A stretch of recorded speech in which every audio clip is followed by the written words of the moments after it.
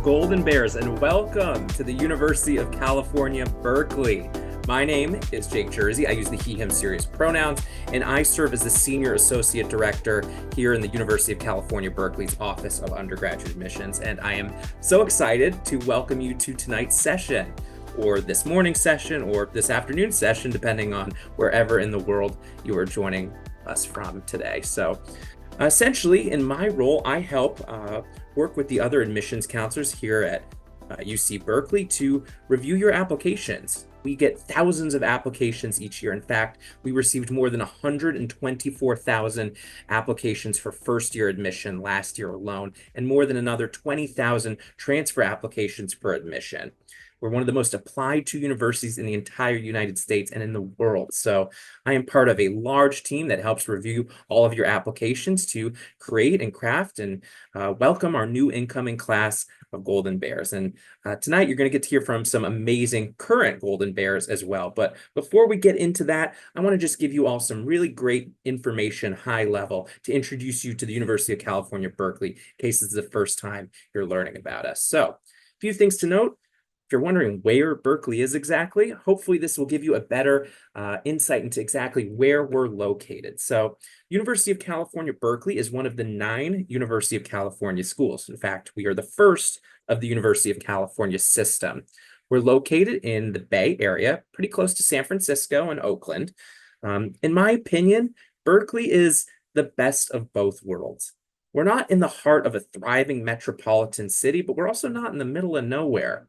You know, Berkeley itself feels a lot like a college town environment. It's very walkable and pedestrian friendly, but it is a very close train ride to the hustle and bustle of the big city of San Francisco and the tech scene, Silicon Valley. So I kind of feel like it's Goldilocks. It's not too big, it's not too small, it's just right. And I got to tell you, being a student living in Berkeley is an amazing experience, and this university itself is amazing as well. Now, again, in addition to the University of California, Berkeley, you have other University of California schools. In fact, there are 9 in total, many in Northern California that you can see, such as Davis, Merced, Santa Cruz, and many in Southern California, such as Santa Barbara, UCLA, Irvine, San Diego, and Riverside. So with one application, you can apply to one or many University of California schools. At the end, we'll have a few moments to talk a little bit about the admissions process, but ultimately tonight's session is to focus on the student experience. And that's really what we want to talk about, is what it's like being a student here in Berkeley, California, and at the University of California, Berkeley. Now, to get a better sense of the student experience, it really helps to have that big picture perspective of what the student body looks like. So, you know, here at UC Berkeley, this is a large research institution. In fact, we have more than 33,000 undergraduate students on our campus alone. And as you can see, about 80% of those students, just under, are first-year students. So that's students who are typically coming directly from high school without having ever attended a college or university after graduating from high school or receiving a high school equivalency. But as you can see, just over 20% of our students are transfers, and those are students that are typically coming from another community college, often in California, or another 4-year university or college. You can see some other information about our student body and the diversity of our institution. Really, UC Berkeley has a goal to represent the diversity of the state and to reflect that. On our campus alone, our student body speak more than 220 different languages, so really, every day is a masterclass in cultural competency, and that's something we really value here at the University of California, Berkeley. But as amazing as this place and all of our students are, you know, I want you not just to hear about the statistics, but I want you to hear the stories of our students, because that's what this session is about, is learning the real stories, the real experience behind many of the students that come and choose UC Berkeley for their college experience.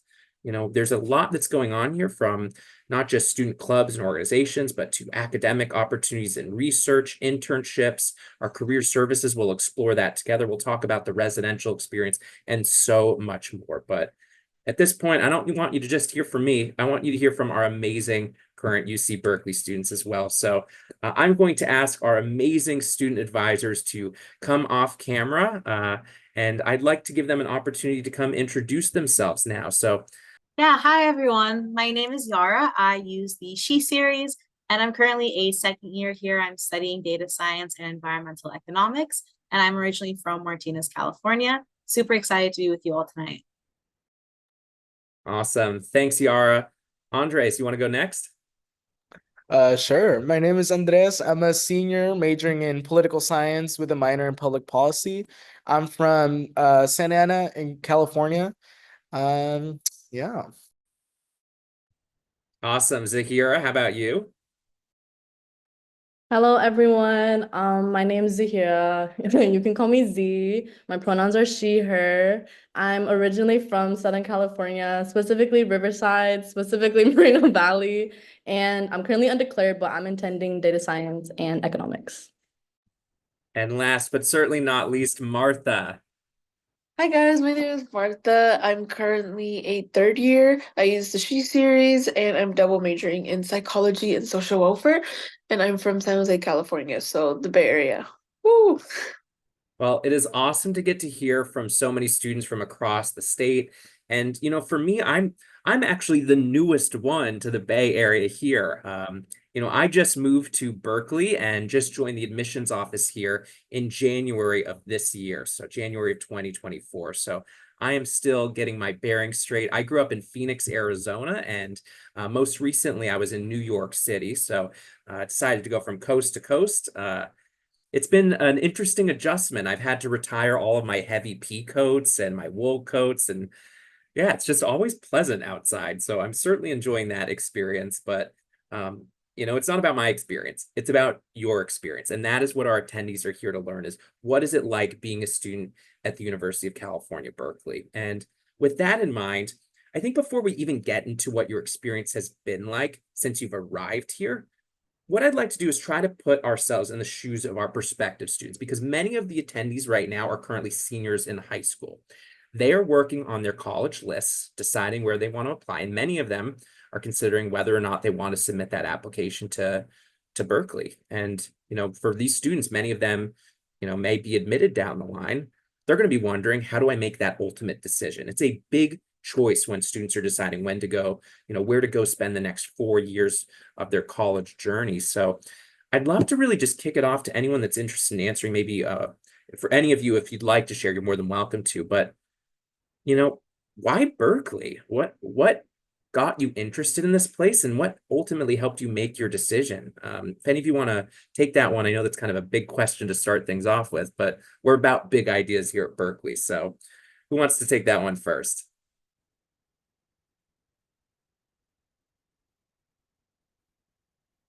Yeah, Andres. Okay, I'll take a stab at it. For me, primarily Berkeley, I wanted to stay in California. But I wanted to go to a good school, I guess you could say. Um, and majoring in political science at the time when I applied and I was doing my research, I realized that Berkeley was in fact the number four school for political science. Um, and so I said, you know what, perfect. And coming from a low income background as well, where my I don't have a lot of financial support from family and such to be able to attend school.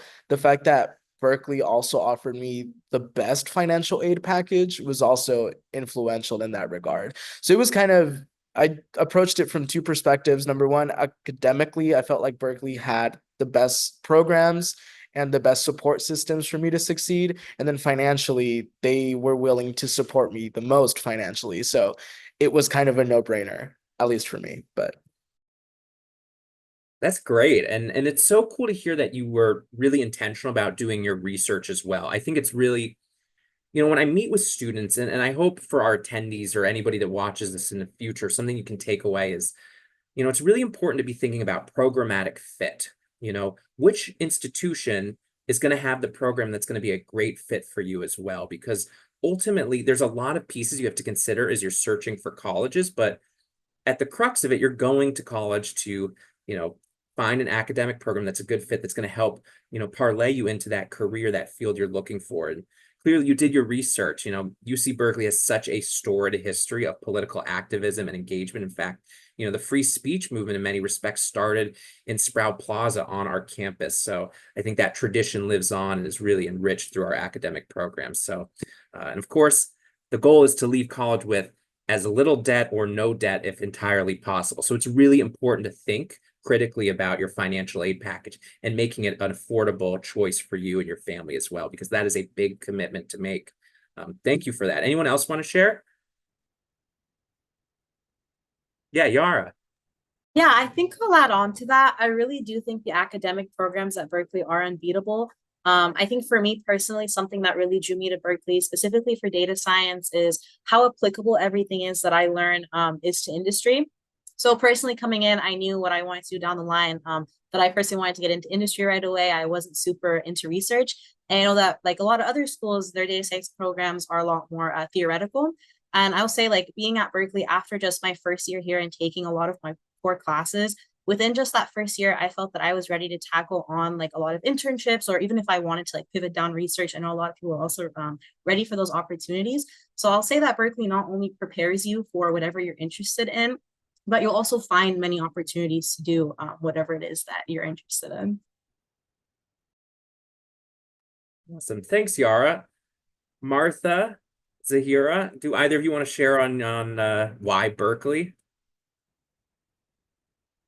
I Yeah. can go. So I think my reason it's very, very similar to Andres in that I also come from a very low income background. And so they gave me a very, very good financial aid package, which was amazing. And coming into UC Berkeley, I was undeclared. I still am undeclared. And so it's like, I didn't really know what major to look for or kind of what my interests were. But just researching UC Berkeley before coming here, there's so many options to choose from. There's so many classes to take that can spark your interest. And then coming here, there's a lot of clubs that offer you to learn different skill sets and meet different people. And all of those things combined is ultimately what led me to my decision to choose UC Berkeley. And since I am from Southern California, I was really, really scared to move far away from home. But I think essentially it's the best decision because I got to grow more as a person and not rely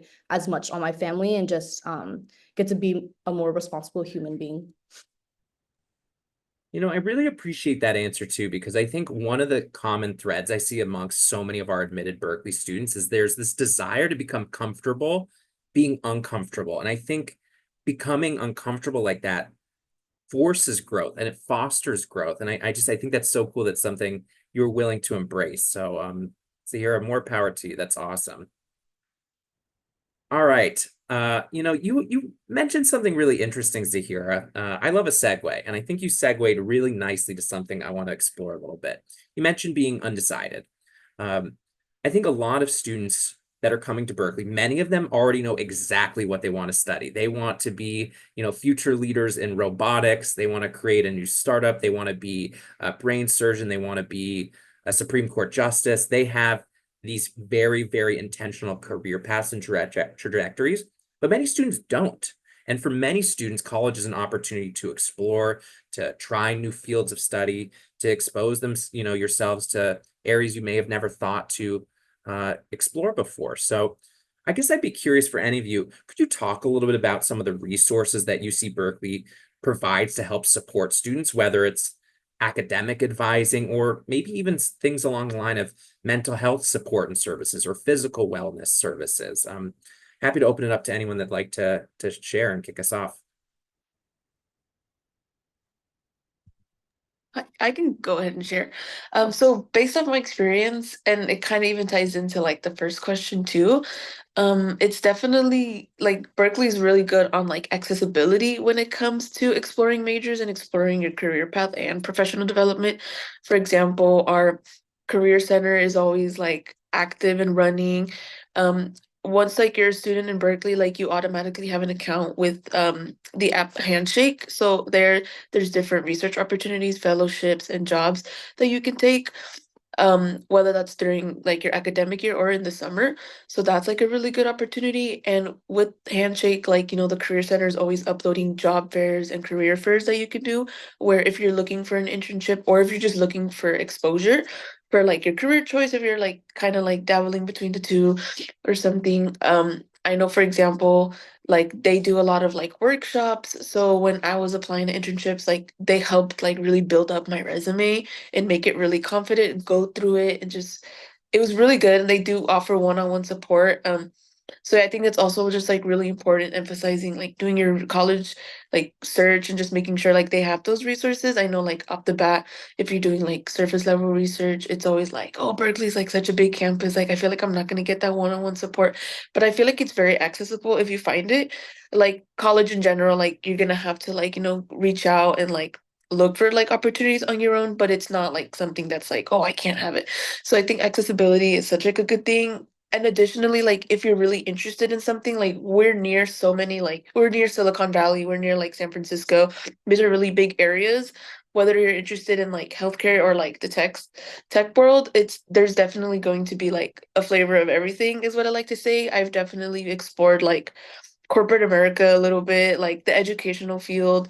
Like, so I think it's definitely like such a good way for you to get exposure. I like the area of Berkeley. I think that's what made me really apply here is like, I don't know, like the way it's like if like I need to distract myself away from school and like I need to do something, um, then I can just go, like I think it's important to also research like the area and like what's like around you as well.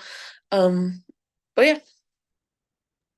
Martha, I appreciate that point too, because I think, I've been working in admissions for a little over a decade now. And one of the things I've seen a lot of prospective students do as they embark on their college search is they'll look at something like a ranking and they'll say, great, I'm going to apply to all of these top ranked schools, but the communities couldn't be more different from one another. So a ranking doesn't really tell you much about fit at a place. And I think it's so important, to the point we talked about earlier. It has to be, of course, the right academic fit.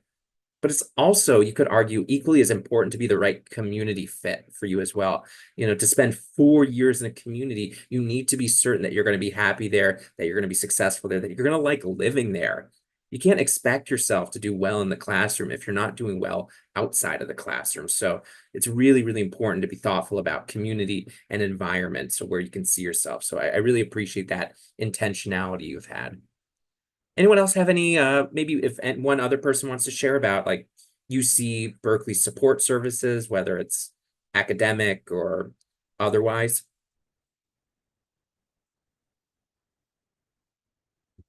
Yeah, I'll say a lot of our student organizations are also very supportive. A lot of our student organizations here are tailored to specific industries and fields. So they'll also hold like info sessions where they'll bring out specific companies or firms and employees from those firms that will talk, a lot about what they do on a daily basis. They'll answer any of your questions. And a lot of times these sessions can also be followed up with like resume review shops. And sometimes they even do resume like drops where you can drop in your resume and it connects you to the specific company that they brought out. So I found that that's a really nice resource for a lot of students that are maybe potentially looking for internships or jobs. And then I will also say that Berkeley is very accessible for students if they're in need of anything. For example, we have our basic needs center. We have like a food pantry. So if you're ever low on food or anything, I think you're allowed to go once a week. You basically are able to get all of your groceries in one go. So it's a really nice resource. And I believe we also offer a lot of mental health resources as well as resources for housing. That's great. And it's important that an institution, in my opinion, offers a broad suite of supports, services for students. I just think mental health is so, so critical for our students to take advantage of. I often think sometimes that that's stigmatized in our society, and I'm really proud to work at an institution that doesn't view that as something stigmatized, but as something that embraces that mental health needs to be given the same attention as physical health and well-being. I really value that, and I appreciate you pointing that out for our students. I'll say I know something that's really important for a lot of students I've spoken with that during my travels and that have come enjoyed us on campus. I think Berkeley has a reputation for being an academically rigorous institution. You can look at the types of professors we have. These are world-renowned researchers. We're one of the most peer-reviewed and published universities in the world. Our professors are cited. They are, recipients of Nobel Prizes, of National Medal of Science awards, so many ultimate designations in their respective fields that there are certainly high academic standards, but I think it's important to point out to our students that you are not going to be left behind when it comes to academics. Many of the classrooms, while you may have a lecture that could potentially feel large, they'll continue to offer recitations and additional sessions with graduate students and other peers to review the material again and break it down. Our faculty members offer office hours to meet with students to go over material and answer questions and form connections. I think that leads nicely into the next question I have. And I'd love to know a little bit about what your academic experience has been like at Berkeley so far. First, I'd be curious to know, have you had a favorite class so far? If any of you want to share, I'd love to hear if you've had a favorite class experience. And then maybe off of that, just more broadly, how have you felt the academics have been for you since you've been here at Berkeley? If anyone wants to start us off there. I know some of you are going to have some really cool classes, and you're going to make me want to apply to school again.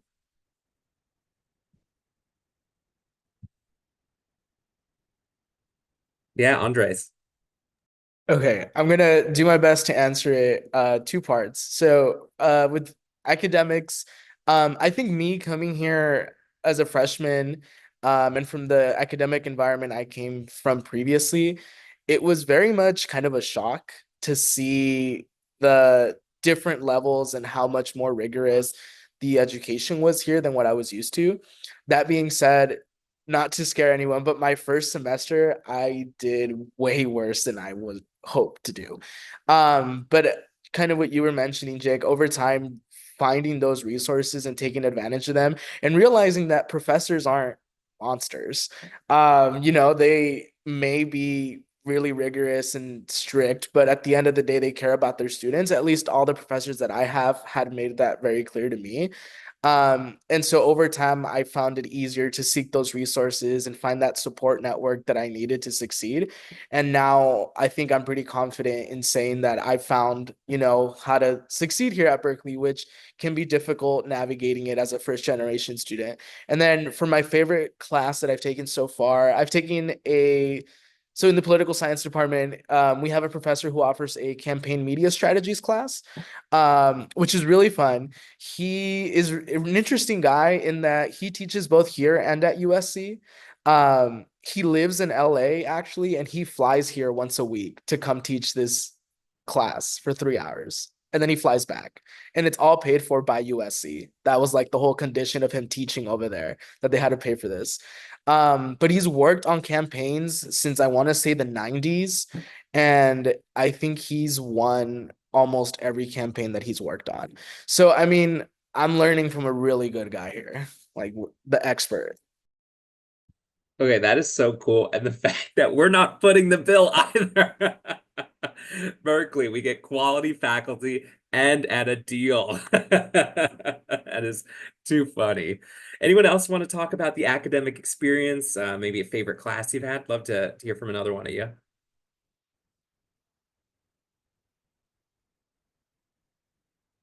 Yeah, Yara. Yeah, I can go next. I actually definitely think my transition to college was a very shocking transition. So personally, I came from a very small high school. My graduating class was only 250. And then I come to Berkeley and one of my classes has about 1,200 people. And this actually ends up being my favorite class. It's Data 8. It's a very popular class here at Berkeley. It's just an introduction to data science and they teach you all the fundamentals. But what I really liked about this class is that at first I was super scared. I thought with 1,200 people, there's no way I'm going to be able to get that personalized support or help that I need, especially coming in with no prior experience with the field or major. I was really worried about that. But I found that Berkeley does a really good job with the way that it structures its courses. So even though the class and your lectures might have 1,200 people, all the lectures end up being recorded. So you have the option of, staying if you want to watch on Zoom or if you want to watch them at a time that works better for you. And then you also have something called discussion sections. And discussion sections are usually run by someone who's known as a GSI, which is a graduate student instructor. And what's nice about these discussion sections is that it's a smaller group of people, usually around maybe 30 people, and your GSI will go ahead and do content reviews. So everything that the professor goes over in lecture, your GSI will also go over with you in that smaller discussion section. You will probably be given like a worksheet. So you'll have time to go through the content and ask more questions in that smaller environment, which I thought was super helpful. And then office hours, all these classes have something they call like core staff. So they have so many different people that are available to help you if you want to go in person and get help through office hours, or something that we also use here at Berkeley is a platform called Ed, where you can also post your questions online, and usually a TA will get back to you in a few hours. So I found that it was really easy for me to get personalized support, even though the class was super big. And I think that's such a great example for our students, because one of the common questions I hear and a worry from students that are looking at Berkeley is, what is the classroom experience going to look like at such a large institution? I hear from students who are looking at UC Berkeley and at other large research universities that have this as a serious concern. And one of the things is, when you look at our institution, our average class size is 30 students, and more than 60% of the classes do have 30 or fewer students. But the truth is, if you are taking a very popular major, you do have to be prepared for some of those large lecture style courses, particularly during your first and second year. But as you move up and advance within your majors, they'll become a lot less lecture based and more discussion based as you progress. But it's important that you come prepared for both types of classrooms experiences. And then, of course, like Yara did, take advantage of those support structures that are in place. So you make sure you have the knowledge that you need, the information you need to be successful in the classroom. Now, I know we're talking a lot about the academics. That's one of the most common discussion points I have with students is, what is the academic experience like? What is the major like? Is it going to be a good academic fit? But I think another large point of interest for our prospective students is the research opportunities and the internships that are available here at Berkeley. And I'd love to know if any of you have had or been involved in research or internships since you've been a student here, or have any interesting examples from some of your peers you might want to share. But I'd love to know what that's been like for any of you, if anyone wants to go.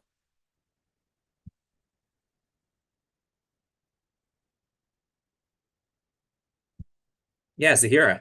Okay, it's kind of hard to explain, but essentially at UC Berkeley, we have a huge department called Bridges, and then under Bridges, there's kind of like these branches for different ethnic groups. And so coming into UC Berkeley, or before even coming, I was invited to something called Senior Weekend, which is like a 3-day all paid for expenses trip for low-income first-generation students to fly up here and tour the campus. And then that's when I just fell in love with all of the community that I found, and the campus was just beautiful. And so from there, I became an intern last year for essentially K through 12 to help with that year's senior weekend with 2024. But then this semester, I'm currently a finance intern because I just wanted to get more into seeing the logistics of how an event starts and more into like the business aspect of REACH, which is the Asian American club that I'm in. And so it's very, very interesting, and it's not, I guess, intimidating at all, because I know that for a lot of internships and a lot of these interviews, resumes, etc., like it can get very, very scary. But with the community that I found, it's very welcoming and comforting, and no one is seen above each other, and we're all just equals. And so it's very, very nice to learn from one another. It's really great to hear, because I've heard, oftentimes I think there is a myth that's perpetuated a bit about some of this like competition and this cutthroat type of academic environment where students are fighting each other for coveted internships and research positions. And I'll say, from my experience here working with students at the university and the student advisors I've spoken with, our tour guides, I don't hear that. It seems to be more of, I feel like, a myth than a reality in many respects. And I'm glad to hear for Zahira that hasn't been your experience either. And I'm glad to hear that you're being uplifted by your peers as opposed to finding yourself in competition with them. Anybody else have an internship research example they might want to share? Yeah, Martha. So I can share a little about my research experience. So I'm currently part of the Peter Haas Fellows.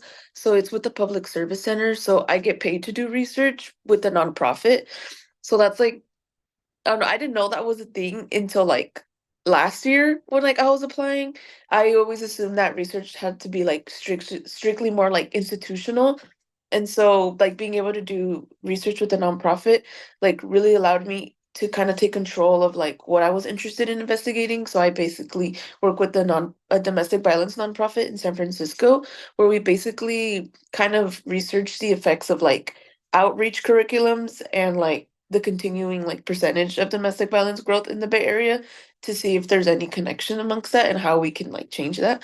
And so yeah, it's been a really good experience. And for me personally, I think like when even in the interview process to get into this program fellowship, like it wasn't like, oh, they just put you in one-on-one and then to see like who was like the best so that they could get. It was more of like a group interview and they just wanted to see that you can collaborate with other people. Because this whole fellowship is like, yeah, you're doing your independent research, but at the same time, like we have weekly meetings where we come together, like me and like other students, and we talk about our research and we talk about how we can really like bridge together our projects. So I'll have like someone who's working at like a nearby prison, like they'll come in and do workshops at the domestic violence location that I work at. And so it's more about like bonding and how we can really like bridge our paths together instead of kind of like this competitiveness within research. I also kind of wanted to highlight that Berkeley has this really good opportunity slash like programming where it's called URAP. So you're able to apply to these different research opportunities every like semester. So for example, like if you're really interested in like now we're in the fall semester, but now we're like focusing on enrolling for the spring. So applications for URAP will like start opening up and you can see when like professors or grad students like have projects where like they're looking for student assistants to help. And from there you can really just like kind of increase your exposure. And so you don't even have to do research within your college or major. Like you can go ahead and apply outside, which is awesome. Like I'm a psych and social welfare major, and I've done research with the social welfare department, but I've also done with the ethnic studies department. So it's a really good way to kind of like jump around too, and kind of jump around back to like the previous question about like career development. So that's like a really good thing. Yeah, because Berkeley's really known for like their research as well. So that's like a really good plus. But yeah. And you know, Martha, what I love about your example too is that I think I'll use myself as an example. When I was in high school, I had this idea that research was simply, you know, people in white lab coats with beakers, and it was only, you know, very traditional STEM, and which obviously at UC Berkeley, we have, I mean, a wide variety of traditional STEM research opportunities. There's multiple research centers and facilities on our campus, some globally recognized research centers based right here on UC Berkeley's campus, but research can be so much more. Research can also take place across the social sciences, the humanities.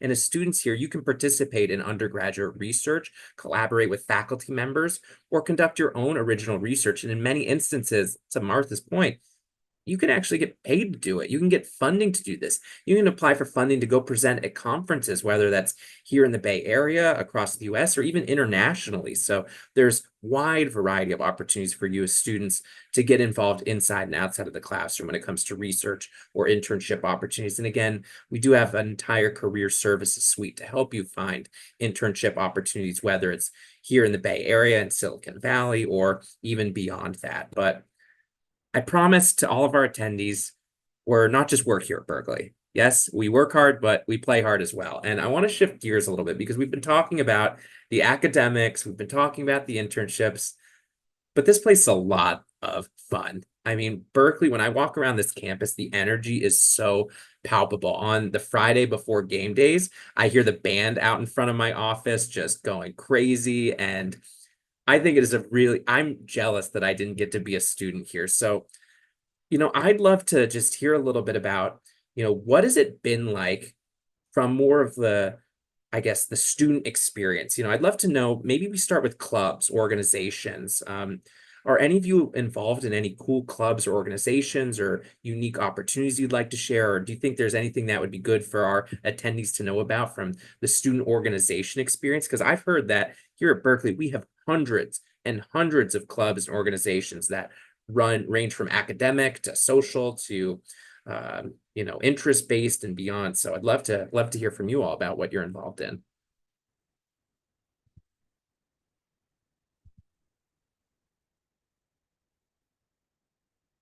Who wants to take this one first? Yeah, Yara. Yeah, I can go ahead and get started. I'm involved in a few clubs ranging from cultural and more academic. So I'm involved in a Middle Eastern Business Association, which is kind of nice because it ties in both the professional part as well as the cultural part of things. And then I'm also involved in a product management association as well as a data science society. And I'll say being in these clubs, it's really nice because you really get to experience that work hard, play hard mentality.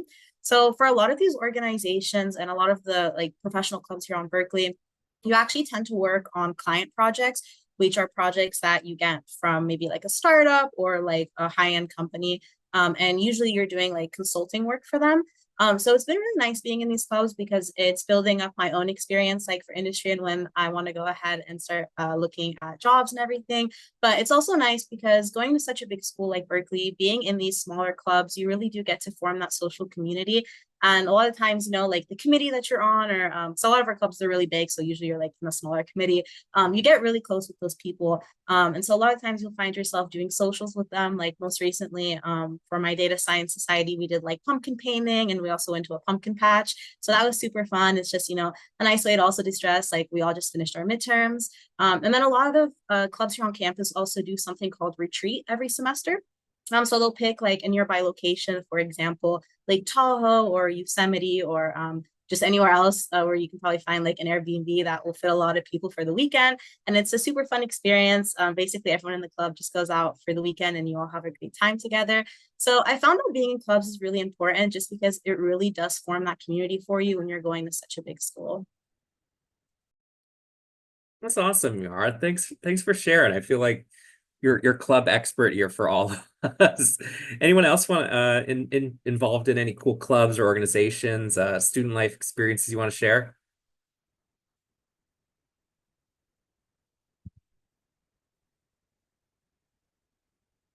Yeah, Zahira. I'll go. So there's a social club that me and my roommate currently joined this semester. We were planning on joining last semester, but then we missed the deadline, the application deadline. But it's Asian American Association. And so in high school or in my area in Riverside, I came from majority like a Hispanic and African American community. And so coming to UC Berkeley, I just wanted to kind of join a cultural club to connect with a lot of people who came from like similar ethnic backgrounds as I do. And so it was really fun because the other week we also had like a social on the rooftop, and then we were all just like drinking boba and like getting to know one another. And so things like that kind of balances that work hard, play hard life. And from there, you just get to drag out the friends that you made in the club. And then it's just a very nice experience overall. I think it's so great to hear too. And I think it's important, I appreciate you talked to both of you mentioned cultural and identity affiliated communities and organizations as well. I think especially when you're leaving home, it's important to find people who have similar backgrounds and experiences. And I think that's an important part of going to a college. And when we talk about fit as well, yeah, you want to have the clubs and organizations that are fun. You want your a cappella groups and your improv associations, your video game clubs. Sure, we've got all of that. But it's really important to also have those community-driven clubs. So whether it's, organizations like our LGBTQI plus association, whether it's our Black Student Union, whether it's finding community surrounding faith on campus, it's really important to find those other, I think, culturally rich environments and community bases to help center yourself in. And we've got a lot of student-run organizations like that. And we also have residential communities like that as well on our campus, which I think leads really nicely to something else I'd like to explore briefly. If any of you have lived on campus, I'd love if maybe for a minute or two you could talk about what the residential experience was like. Did you enjoy living on campus? It's something you would recommend for students. Here at Berkeley, we don't require students to live on campus, but the majority of first-year students start on campus. So I'm wondering if any of you had that experience and if you could reflect on it a little bit for our attendees. Yeah, Zahira. Sorry, I just spoke, but I love this question. But I had like an amazing experience in my dorm. Shout out Unit 2. It was a lot of fun. I think from there, I don't think you're at a disadvantage if you were to live on off-campus housing, but it does help so much and it does benefit you to just know people on your floor, to find out that some people have the same class as you and they live in the same building. And it's just so much fun because you guys are honestly all on the same boat. There's no parent supervision. You are all by yourselves and you can stay up until 1 a.m. talking about the struggles of college or talking about what you love about college. And but one thing that I did notice is that, so I was in the mini suites, which is kind of different from the communal, but like kind of standard dorm that is shown. So with the mini suites, around like 3 to 5 people share one bathroom. And so for those dorms, I noticed that it was a little bit less social in an aspect that there's 2 doors, kind of like in front of you. So it's not as accessible to the hallway. And then if I would to go to like my friends' dorms, like everyone, they'll have their door open and they'll have like hallway parties. And then everyone would just be meeting other people. And I think it's just so fun. And it's like such a core college experience that I encourage everyone to go through. That is that is awesome. And I love to the point you made too, that there is such a wide variety of different residential options for students that are looking for more of the traditional dorm, more of the suite style, more of the apartment style. So there is a pretty big, large spectrum of choice there and options. Andres, yeah, what do you got for us? Okay, so coincidentally, I also lived in the mini suites at Unit 2 my first year. Um, yes, it was epic. But so my situation's a little different concerning student housing, just because through one of my scholarships that I have, I am sort of kind of required to live on campus throughout my time on Cal. So I've experienced it pretty much all. The mini suites, the regular residence halls, campus apartments now. And I can say that they all pretty much have their own thing going for them. In a campus apartment, I want to say it's a lot less social just because you only share that apartment space with your roommates. Um, the most social thing I was on was when I was in one of the regular residence halls, and it was kind of like what Z was mentioning. It was very different in that you're all sharing the same bathroom with, the whole hall. It's like those same people. But I thought at least my floor mates were relatively clean when it came to that. And it also comes down to the fact that staff is also cleaning regularly the areas. But yeah, I unfortunately never got to live on a lively floor. Just from personal experience, everyone kind of kept to themselves. Um, so I've heard experiences from my other friends who lived on very lively floors and they got along with a lot of their floor mates. I unfortunately didn't get to live that, but I think it also depends on how much you put yourself out there. Personally, I'm not one that will just go out knocking on people's doors and introducing myself. I just kind of, I said hi to people in the hallway, but that was about it. But I did have people that would come knocking and like introduce themselves and say that they lived down the hall, and I was just kind of like, okay. But again, not everyone's experience is like mine. Overall, I've had a wonderful time living in the residence halls, unlike some stories that I've heard. So I know it's not for everyone, but personally, I've enjoyed it. Well, Andres, fortunately, you don't have to knock because Zahira will be there knocking on your door for you, so you're covered. Uh, but you know what I love about that story and that experience too is that there is such a wide variety of experiences and students that come to our university, and not everybody is going to experience a residential opportunity the same way. But one of the things I really value is having, the resident assistants who facilitate a lot of programming as well and help foster more connection with students. So even if you don't, aren't as naturally extroverted and don't quite feel comfortable, going up to strangers like that, I think there's a lot of peers who will feel comfortable and want to go out and make those connections. Then you have your resident assistants helping to facilitate and build on a lot of that. But we're getting closer to the end of our panel and our time together here. So what I really want to do is I want to go ahead and think forward now, because again, as we mentioned towards the start of this panel, many of our attendees today are currently seniors in high school or perhaps planning on going to a community college first and eventually transferring in.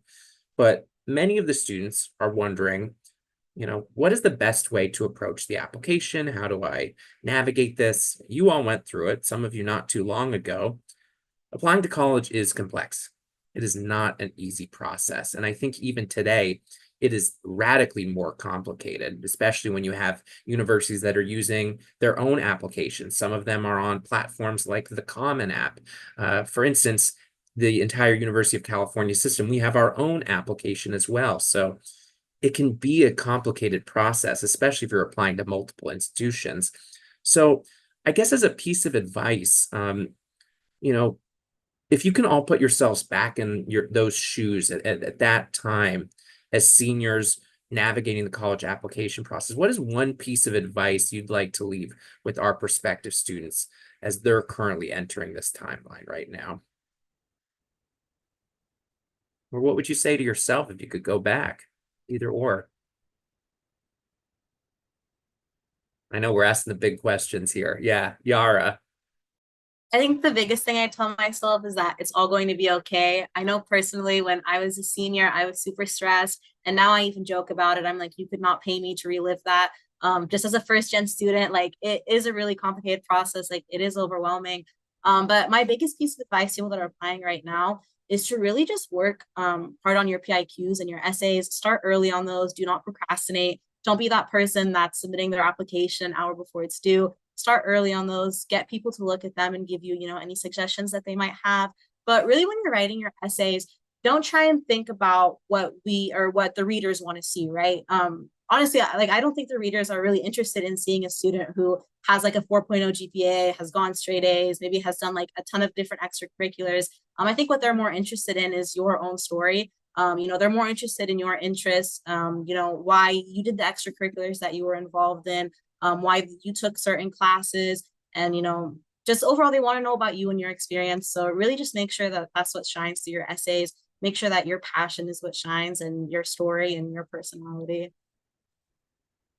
Yara, you're getting rounds of applause from our panelists here. I mean, you're so spot on. I think there's such a misconception that students I meet with have this idea that they need to craft this idea of a perfect student or what they think an admissions committee wants to hear, and that it couldn't be farther from it. We're looking for authenticity. We want that radical candor. How boring would it be if we admitted every single student who did all the same clubs and had all the same experiences? We're trying to create a class of students who have different experiences, of different ways of seeing and moving through the world and different opinions. And, we're only going to know that and be able to do that if you're authentic and true to yourself. And I think to the point you raised, those PIQs, which stands for personal insight questions, these are the short written responses on the UC application. I think that is one of the most essential ways to connect in a meaningful way with your admissions counselor and the individuals that may be reading your application. I think that is such exceptional advice, Yara. Thank you. Zahira, what do you have for our attendees?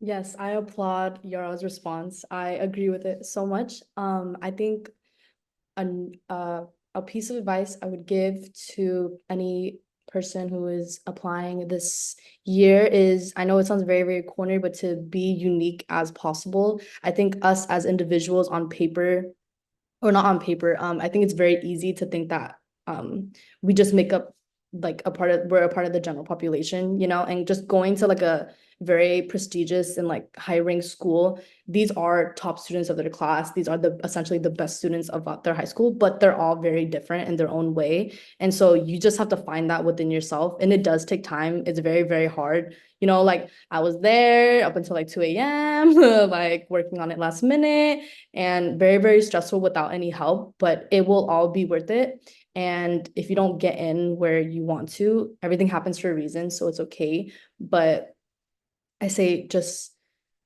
stay true to who you are, and no one is perfect. There's not one perfect candidate, so do not try to be perfect. If anything, I think I talked more about my struggles than I did like the clubs I was in. So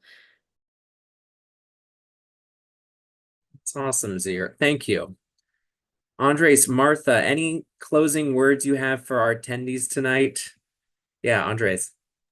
Yeah. So one thing that an admissions counselor from another school when I was applying told me that has surprisingly still stayed with me all these years later.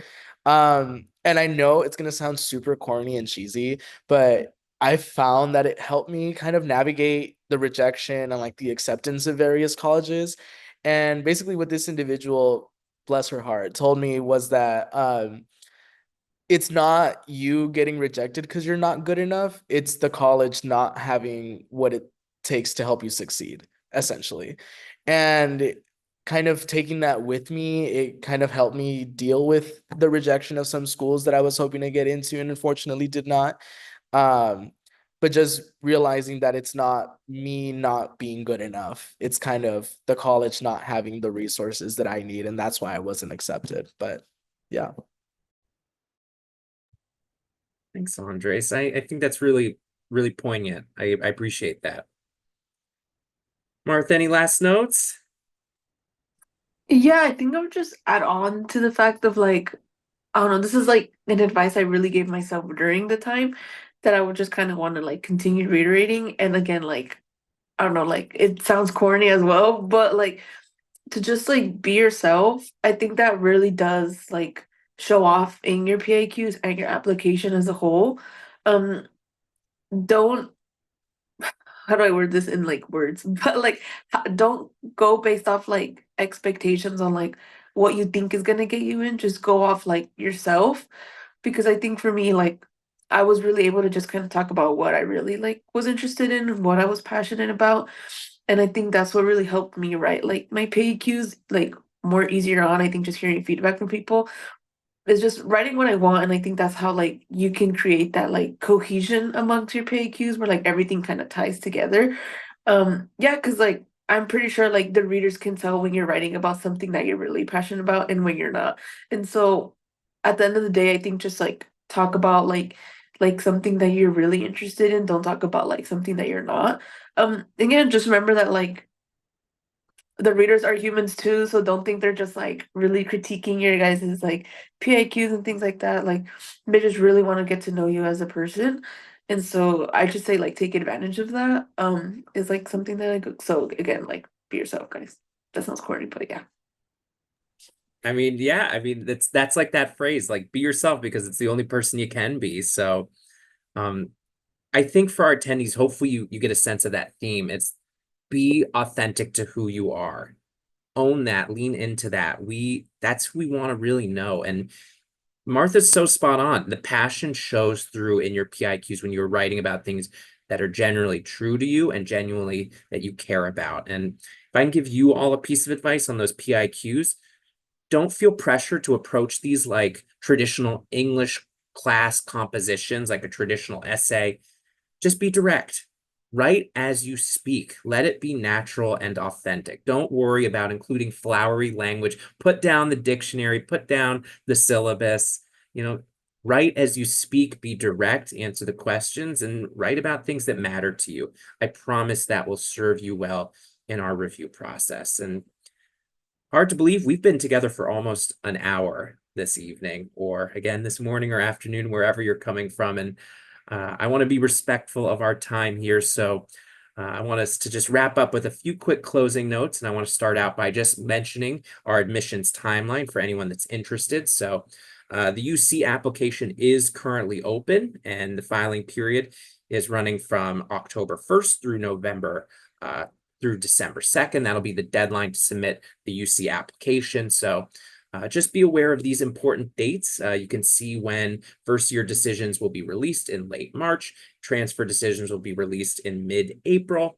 You can see again our deadlines to accept offers of admission for the upcoming year, but please make sure you take those deadlines seriously, particularly for submitting your UC application. It's very, very important that you make sure you've got your application completed and submitted prior to those deadlines, because once that deadline passes, it is closed. They don't typically make late exceptions on applications because it's for the entire University of California system, not just UC Berkeley. So be aware of these dates, put those to memory, and be aware that if you want to stay connected with us, we'd love to stay in touch with you. You can find us on all of our social channels at Cal Admissions, if you want to stay connected, or at Berkeley Admissions. But before I wrap things up here, I just want to say thank you with a side of thank you and a cherry thank you on top to our amazing student advisors for attending and really giving us some amazing perspective and insight and experiences. So for anyone who is watching this right now, or for all of our participants, please give a round of applause, virtual or physical or otherwise, to Yara, Andres, Martha, and Zahira for just being such amazing people and peers, and for willing to give up their own time today to come share their stories and experiences with you. I think students like you are such great ambassadors and representatives of Berkeley, and it's really important for students to hear from real people.